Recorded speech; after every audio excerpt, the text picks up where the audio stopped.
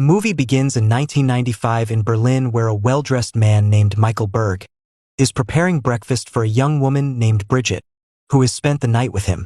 The two part awkwardly, and when Michael sees a tram passing outside, he is reminded of his past when he saw a younger version of himself sitting on the tram, and the movie goes back to early 1958 in Neustadt, West Germany on a rainy winter day.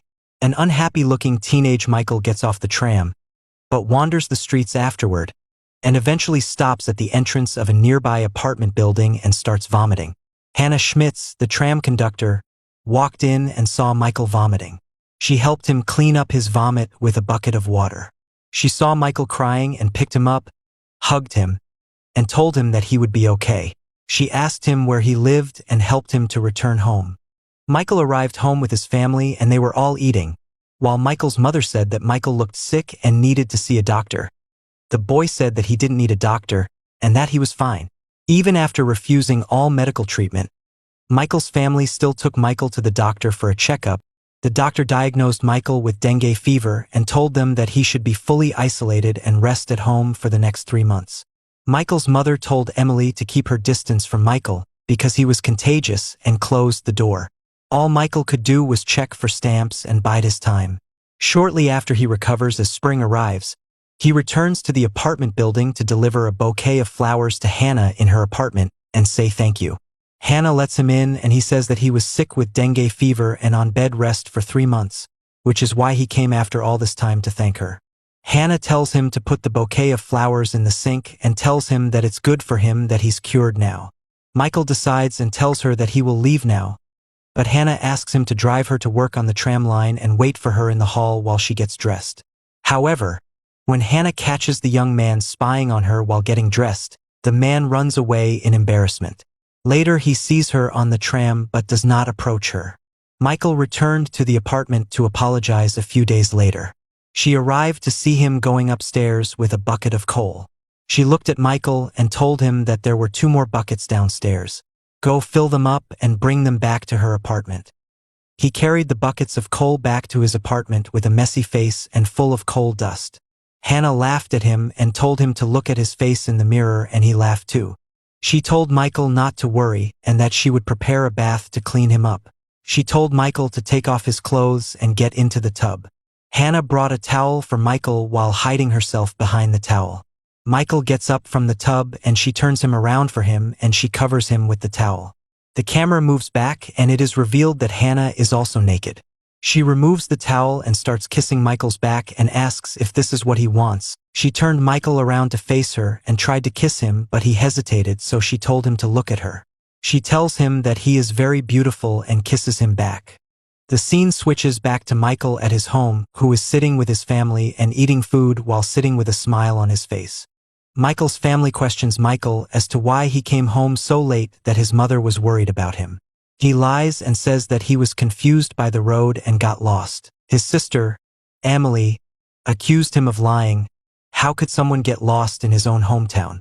Michael's mother shuts him up and says that she believes Michael because he never lies. Michael tries to find an excuse to meet Hannah, so he tells his family that he wants to continue his studies and that he is much better now. After school, he rushes back to Hannah's apartment and they both start taking off their clothes and jumping into bed. After they finish making love, Michael persuades her to tell him her name. Hannah gets a little worried and asks why he wants to know her name. Michael replied that he had come to see her 3 times and what harm could it do if he wanted to know her name. Hannah laughed and admired him, telling him that her name was Hannah. Michael returns to her every day after school. The two began an affair that lasted through the spring and summer when she was off school. Their relationship, all in his apartment, was characterized by him asking her to read the literary works he studied at school. He sold his stamp collection so that they could go on a cycling tour in the countryside. They stopped at a small restaurant to eat. After eating, they went to a chapel where Hannah saw a group of children singing in a choir. She started crying with joy after listening to them. They go swimming in the lake where Hannah asks Michael to join her, but he refuses.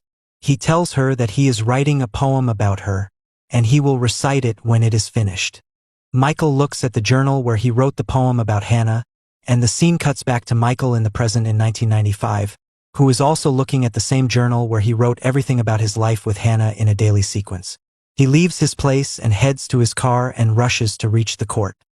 His assistant helps put on the lawyer's black robe and enters the courtroom. Everyone sits in the room, and the scene returns to 15-year-old Michael, who is studying in class and watching Sophie, his classmate. After school, he goes swimming with his classmates, and he leaves them to meet Hannah. When Hannah is promoted by the tram company to a better position in office work, she becomes restless. When Michael arrives at her apartment for one of their dates, she suddenly snaps at Michael as he tries to read her a novel.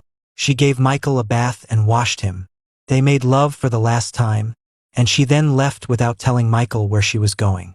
Michael returns to her apartment to find it empty, and he is left alone, heartbroken.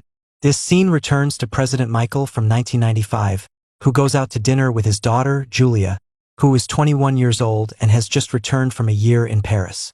They both eat and chat with each other. Michael drops off his daughter, and the scene returns to young Michael but 8 years later in 1966.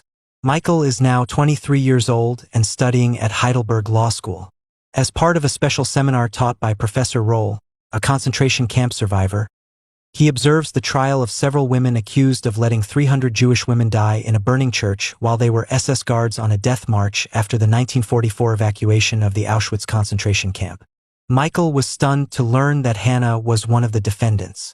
When Hannah testified, unlike her co-defendants, she admitted that she was aware that Auschwitz was an extermination camp. She also admitted that all SS guards, including herself, would randomly select 10 prisoners each. These prisoners would then be executed to make way for new prisoners arriving to avoid overcrowding. Among the audience in the courtroom, Michael later realized Hannah's secret. She was illiterate and had made many choices in her life to hide it. Even her choice to join the SS was made because of her desire to avoid promotion, which meant she would have to reveal her illiteracy.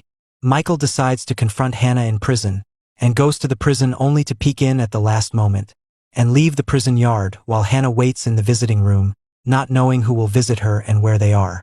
Hannah received a life sentence while the other defendants received several years' imprisonment. Hearing this, Michael begins to shed tears and gets back on the train, and the scene switches to an older Michael, but this time in 1976. Michael graduated from law school and gradually became a successful lawyer. He married a young woman named Martha, and together they had a daughter whom they named Julia. Michael was on a train with his daughter Julia, and they were heading back to Neustadt, West Germany, his hometown. He went to his parents' house with little Julia and visited his mother. He told her that he had some bad news to tell her, namely that he and his wife were getting a divorce, and that there was no need to worry about his ex-wife. His mother told him that she was not worried about Gertrude, but she was more worried about him. He went to his old room and opened all his old belongings. He picked up and opened a book that happened to be Homer's The Odyssey. He sat down and read it under the lamplight. After rediscovering his books and notes from his affair with Hannah, he, knowing Hannah's secret of not being able to read, decides to reconnect with her by reading some of the work into a tape recorder. He sat all day and night on a table in bed to record all the books and poems for her. He sent those tapes and another tape recorder to her in prison. He sent her tapes of Chekhov's The Odyssey and The Lady with a Dog, which he would read to her one last time when they fought before Hannah disappeared. It is now 1988. The prison warden writes to Michael to ask for his help in organizing the elderly Hannah after her parole. He tells him that she has been incarcerated for 20 years and she has no family, friends, or place to live. Later, Michael tells Hannah that he has a friend who is a tailor and is willing to offer her a job. He also says that he has found an apartment for Hannah and that it is very small, but Hannah will love it and he thanks him.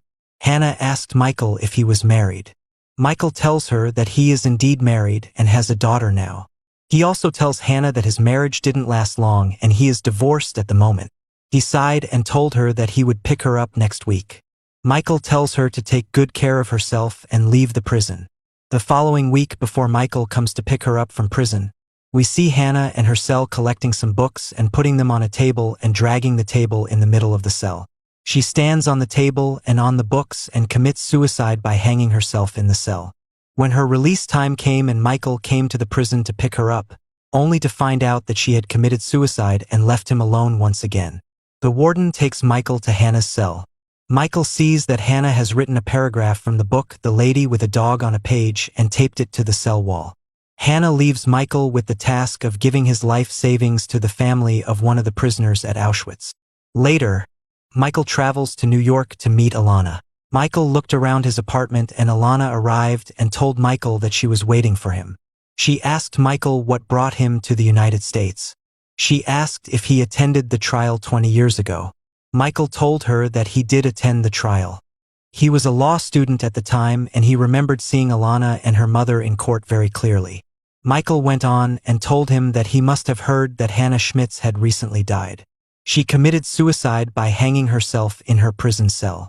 She assumes Michael's appearance and asks if Hannah was his friend. He says that she was a friend.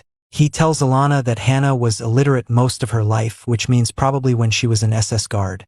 Later, Michael tells her that Hannah left her money and wants you to have it. He reaches into his bag and pulls out a tea tin from Hannah that contains her money. He gives the tin to Alana, and Hannah looks at the tin and smiles, because it reminds her of when she was a child and collected treasures in tea tins. Michael suggests that she donate the money to an organization that encourages adult literacy. Alana kept the tea tin because it resembled the tea tin she had before being sent to the camp. In the present day of 1995, Michael is reunited with his daughter, Julia. He confesses his failures as a father and escorts her to a church he and Hannah had visited during a bike tour nearby 40 years earlier, so they can reminisce about the past. The end.